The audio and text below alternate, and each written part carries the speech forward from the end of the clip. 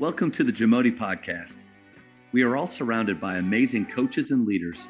So let's get an inside look at not just what they do, but how they do what they do. After all, becoming the best versions of ourselves is JAMODI, just a matter of doing it. Coaches, the JAMODI podcast is powered by Scoreboard Media. Scoreboard Media works with high schools across the country to run professional sponsorship programs on their LED scoreboards. Whether you already have LED and you just want to supercharge the revenue, or you want to use sponsorship revenue to buy new LED video scoreboards, Scoreboard Media can help. They work with sponsors and advertisers locally, regionally, and nationally who want to connect with your school's community. Email info@scoreboardmedia.com to start the conversation and see what's possible. Thank you for that. And you're right on the money there about how times have changed. There are some positives with it, the ability for us with technology to get to do this, because not that I don't like driving to Waco, I do, but there is a ease to this. We can record it and we can share it with others and give back. But you nailed something though. There's nothing like going to another coach's school, sitting there watching their team practice and then sitting with them and just asking questions. There's nothing like going down to TABC and after a clinic, going to eat with a group and just, hey, what did you guys think? What are you doing? Man, there's a guy, or a lot of people know him now, Jeremy McFerrin. Jeremy McFerrin, before Plano West, now people know him because of that, but he was at Lubbock Trinity, and they were in our district, and I thought we played fast until we played Lubbock Trinity, and they were just racing down the floor, beating us down. And going to the TAPS state meeting one year, we stopped for coffee, and I just had to ask him, like, Jeremy, I know we're competitors, but how do you do it, man? How are you getting the ball out so fast? We got to have those conversations. One thing I do feel like is happening more now than maybe in the past is a willingness to share, a willingness to put your stuff out there and not hold on to all of your secrets. Maybe social media has helped with that, but I think social media has also helped with these kids learning how to fake it even more. I agree. Our world is all about what we project. What are we projecting? How do they say it? What's your brand, right? Yeah. Brand. Well, what is my brand, right? So my brand is something that I'm fabricating, that I'm trying to enhance, that sends a message about who I am, even though that may not necessarily be who I am. Brand is something that I don't care about anymore, that I think early on I did when I wanted to be a system guy. And here's another thing too, and this may be, go with me here, coach. I had a guy from Faith. It was during the football games. He was interviewing different coaches at Faith and putting that short little interview out. And I just read Legacy about the All Blacks from Zealand, the rugby team. Yeah. Incredible. It's such a great book. No jerks allowed is one of my favorite rules. And you talked about enjoying going into the gym every day. Like, I love going into my gym at Faith and getting to see those guys. And we have no jerks in there. But It's not that we kicked them all out. I think jerks just feel uncomfortable. Like, golly, all these dudes are happy and they love each other. Like, I don't fit in here. Heck yeah. Like but now obviously trying to reach them. Let me go back to my point. Legacy. The guy said, what do you want your legacy to be here at Faith? And it just hit me in a moment. And I think it's growth. So I'm going to brag on my growth. I'm so proud of my humility and growth. He said, that was a joke. He said, he asked about that. And I said, I don't really care. And he kind of looked at me about legacy. And I was like, well, let me tell you, like, if I'm worried about my legacy right now, I feel like I'm going to make decisions based on what I think might help legacy later on in life. I think the best way to have a good legacy later on is to not care about that at all and just be focused on right now, today, doing my very, very best where God's put me in this moment with these guys. What that does too, and I didn't really realize it, and I've had a few pretty stress-free years, and that's not because of winning. In fact, there was one year where we had 3 starters out for 9 games of district. That's not fun. Like, you're rarely going to be as good as you thought you could be.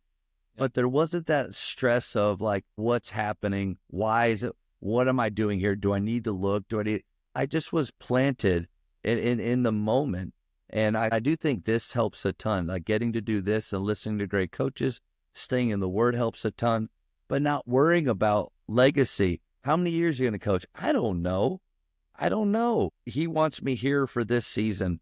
The faith wants me here. So for right now, they may not want me after another year. But the whole idea is not worrying about those things that you do typically. Like Coach Thomas is a mentor of mine. I love the fact that he was at the Colony for so long. I love what he stands for and the legacy that he has built. But I doubt he was sitting around stressing about that all day. Or what, man, will this decision hurt or help my legacy? I don't know. So I think brand, legacy, let those things go. Be where your feet are, focused on doing your very, very best, aspiring for excellence, knowing that perfection's not possible. Yeah. Yeah. So it's, you hit a phrase right there that we use it all the time. Your feet, you are exactly where your feet are firmly planted. I can't have my feet firmly planted here and I'm peeking back to what took place in the past, nor can I try to be peeking around the corner to see what's going to happen there. Plan for it, because if it can happen, it probably will. But what about right now, right? That's all I can control is what's going on right now. What's going on right now. So I think that's so important what you're saying, man. That's huge. And to bring it back to basketball though, too, because even though it is about that, but it's about the 90%, let's bring it back to the 10%. I think that's how you look at shot selection. I really do. I'm not worried about that result in that moment and what that means. That shot, as soon as leather, if it's within our scale and we feel good about it, as soon as leather leaves our fingertips, that's done. And we're going to celebrate the miss as much as we celebrate the make. Because the goal offensively of every possession, in my opinion, is not to score. The goal is to get the best shot as fast as possible. If that's our goal, then we can have success every offensive trip down. The same way, a little bit of John Wooden is success is knowing, peace of mind, knowing that you did your very best. We can be successful every game, like your 7-point loss. Man, you came back from a 50-point loss the year before. Heck yeah, it would have been nice to win that game, but there's success in that. There's success in us being 8-21 my senior year at Baylor because we weren't supposed to win a game, but we were competitive. So sometimes you have to redefine what success is or really just throw out definitions. But I think going back to the basketball part, how we view shot selection, how we view failure, how we talk about those things may help our players not feel the pressure that you and I have been talking about that a lot of us coaches feel. Yeah. I think you said something, and this is like a pressure release. First of all, the shot selection definition, that's money, right? The goal is to get the best shot as fast as possible. And if we do those things, we're successful. When the leather leaves the finger, man, I'm a junkie. I'm liking this, right? The other piece that you said earlier, you went back and you said, hey, when that young man looks back 20 years from now, what's he going to see, right? If as coaches, if we keep it, I think this is the phrase that I work from. It was about the ball, but it was never about the ball. Yeah. Right. So when they look back, Victor James, I see him outside of Duncanville Fieldhouse and he sees me and he gives me a big bear hug and he's thinking, man, boy, I haven't thought about that in a while. Boy, look at that guy. He looks different or he looks the same, whatever, again, right? But it was like, man, I can hear his voice and I can know what's going on in that gym. And we work from the lens of we are front loading everything. We're front loading this experience. We're going to say, hey, guys, here's what's going to take place. When we lose, hey, that doesn't shake us. Hey, matter of fact, that challenges us. We're ready to rock and roll. We're going to up it even more. When we win, guess what? That doesn't define us. We're going to treat it the same way as the loss. Matter of fact, it's going to amp us up. We're going to want more of that. Hey, when I'm walking through the halls and we're on a 20-game win streak, that don't make me no better than that guy that's sitting over there that's not involved in anything and nobody's singing his praises on the announcements. Hey, guess what? I'm not entitled to anything, but guess what? I get to be a part of this every single day. It was about the ball, but it was never about the ball, right? Never about it. I think a good goal for us would be to have our players care an appropriate amount while they're here. An appropriate amount. Bobby Knight said the toughest thing about this is we want to win more than they do. One of the big reasons for that is you and I are getting paid. Like, this is our job. Yeah. Like, if we don't keep this, our families struggle. So the level of care that we have, my players don't care enough. Like, well, okay, what's your scale? What are you basing that off of? Do they care as much as a 17-year-old that doesn't want to play in college should care? Probably. But do they care as much as you, a professional that's trying to make money? Probably not. Like, and you have those like it, live it, love it guys, or like it, love it, live it guys. Maybe you have a couple of those live it's in your career that they just, when they wake up, man, they can't wait to be at the gym. But you probably have a bunch of love it and like it guys. And we got to figure out a way, Coach, you nailed it, for this to be a bright spot. Not the bright spot. And I don't think we need to talk about it as if it's the bright spot of their life. Hopefully, being saved is the brightest spot. Getting married, finding your calling, feeling like you're aligned, watching your kids do things, or maybe getting it like, my bright spots really aren't my playing days anymore. My bright spots are watching Jax O'Neal knock down a quarter three after I know the struggle that he's been going through in his own mind to get to that point. But the bright spots for them, I feel like we have a big hand in that. And our goal is to remind them, this better not be the most important thing to you. And it's not going to be the most important thing in your life. But let's let it be a bright spot, like one of the things that you look back at and you're fond of and you have good memories. We can't take complete ownership in that because they are co-contributors to our culture. They're co-contributors to what we do on the floor, but we have some control for sure, right? Absolutely. Absolutely. You always, people treasure what you measure, right? We treasure what we measure.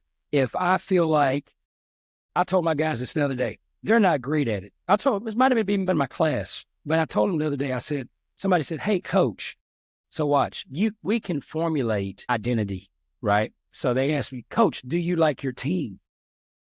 And I said, guys, can you believe that somebody asked me that every year for all these years? They've always asked me, do you like your team?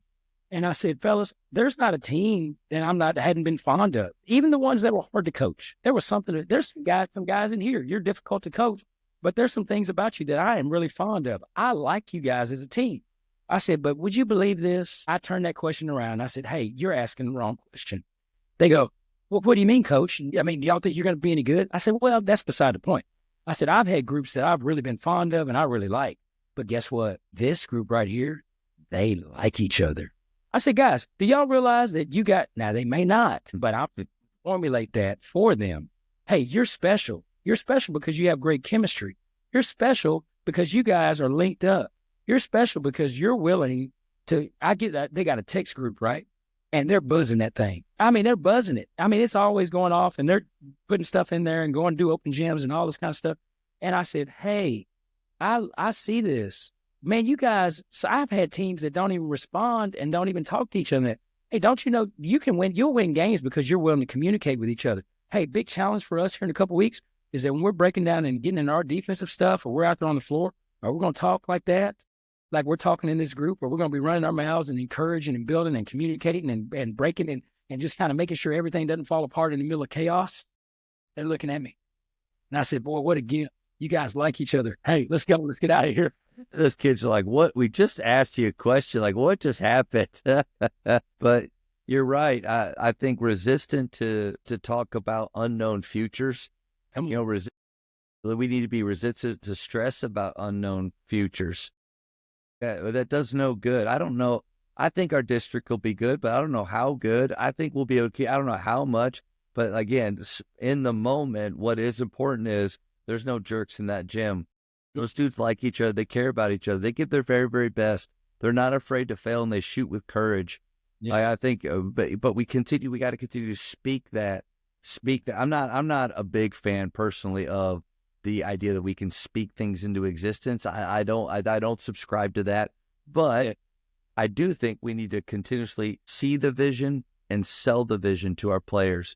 The vision is that we are a group of guys that care more about each other than ourselves. are willing to move at share and give up our bodies on the line defensively. That's the vision. And so I see it, man, I'm going to sell it. I'm going to sell it. And that's in everything. That's culture. That's what we say and do. Yeah, that's real. That word culture is hard because it became so. Yeah. Standards pillars are just, it's like what we're about. It's who we are. It's what makes us different from everybody else. It's like it's playing here or playing at that school down the road. Here's special. Hey, it's special. How's it special? Because you're here. Because you're here. It's not because you're looking over there wanting to be there, because everybody wants to move. You've planted your feet here right now. You make this a special place, man. And guess what else? We know it. We know it. And we appreciate it. Question sometimes is like, when we see the things that we want to see, do we stop and take the time like we should and celebrate? Yeah. Because the lens for us, now you got to have two parts. You got to be nurturing and you got to be challenging. Any program that's over nurturing, you're not challenging them, right? Any program that's over challenging, you're probably overly critical, right? So it's got to be a great balance. But we've got to make sure we celebrate the things that, because really, to be honest, if we celebrate it, they're going to do it more. Because I was going to say, if we're going to err on either side of that balance, let's err on the celebration side. So throughout our workout, our practice, there's a ton of teaching, and it's correcting. It's not criticism, it's correcting and teaching them how to receive it, but then also myself making sure, am I being demanding or being, or am I demeaning, or being demanding? I can be demanding without being demeaning. I think I butchered that, but I think a great maybe goal or something for coaches to experiment with is at the end of practice, when you're about to leave, instead of here are things we need to get better at, they're there. Every workout is not going to be perfect, and there's always this level that we're trying to get at. But I say we leave with celebrations. What are things, guys, that you heard today or you saw today in somebody else or within our team that you really liked? And man, that celebration starts to go like wildfire around. And it could even be a crappy practice, but after celebrations, we all feel pretty darn good. And then, Coach, after a win or a loss, instead of a post-game speech, it's I loved watching you play, and it's what celebrations do you have? And that's even more impactful after a loss. Coach isn't going to worry about the fact we just lost. He wants to know about what good things we saw in ourselves and each other. I'll err on that side any day, but that doesn't mean they're not being taught. That's for darn sure. Yeah, that's so good. I like how you said that at the end of a game, they leave with, I love watching you play. What celebrations do we have? No matter if it's a win or loss. That's it. That is culture. That is your standards. That is your pillars. That's what separates you from everybody else. That's what creates the experiences that your guys, no matter what year they graduated, they will all say the same thing. Man, Coach, after every game, he'd always say what? And they'll be sitting around laughing. They'll go, hey, man, I love you watching you play. Those are the things that when we talk about like legacies and what they remembered and how we were able to serve them for that small portion of their lives that might even make them a better coach, a better coworker. Hey, watch this. That guy could be sitting in a meeting as the CEO of a company, and they're in a difficult situation, and he remembers you, me, and he's got to make a decision of whether to fire somebody based on something or if he's going to apply some grace like he was exposed to when he was a basketball player. That's impacting lives, and that's impacting the world, man. What a good deal, brother. What a good deal. Man, good stuff. Thank you for checking out today's episode. Please take a moment to subscribe to this podcast, share it with your fellow coaches, and find us on social media for what's coming up next on the JAMODI podcast. It's just a matter of doing it.